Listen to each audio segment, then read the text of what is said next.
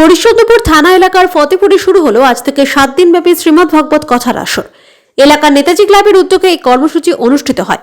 আজ এই শ্রীমদ্ ভাগবত কথার আসর উদ্বোধনে এলাকার কয়েক হাজার বাসিন্দা কলস যাত্রার আয়োজন করেন। এই কলস যাত্রায় এলাকার মহিলাদের উপস্থিতি ছিল চোখে পড়ার মতো।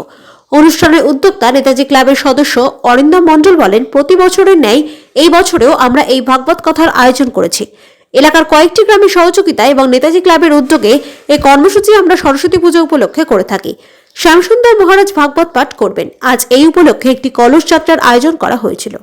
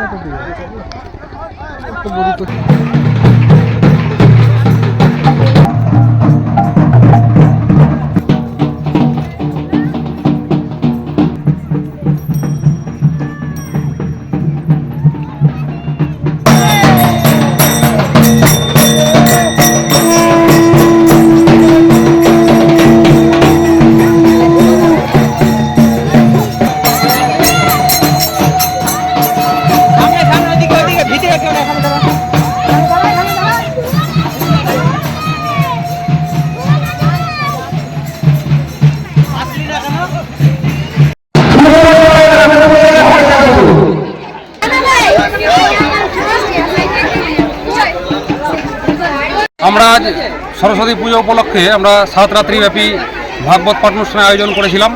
মাঝখানে মাধ্যমিক পরীক্ষা চলার জন্য মাঝখানে 7-8 দিন গ্যাপের পরে আমরা এই অনুষ্ঠানটার আয়োজন করেছি। আজ এই 7 রাত্রি ভাগবত পাঠ উপলক্ষে আজ প্রথম দিনে আমরা এক বিশাল কলসযাত্রার আয়োজন করেছিলাম। প্রত্যেক মানুষ পুরো গ্রামবাসী আমাদের এই কলসযাত্রায় অংশগ্রহণ করেছিল। কলসযাত্রাটা শুরু হয়েছিল আমাদের এই প্যান্ডেল প্রাঙ্গণ অর্থাৎ নেতাজি মোড় থেকে বিজয় সুরেখার বাড়ি অর্থাৎ মারওয়াড়ির বাড়ির ঠিক পাশে যে বাঁধ আছে সেই বাঁধের কাছে যেয়ে আমরা জল ভরে নিয়ে আসলাম। এই উপলক্ষে আমাদের 7 রাত্রি প্রত্যেক দিন ভাগবত পাঠ অনুষ্ঠান হবে।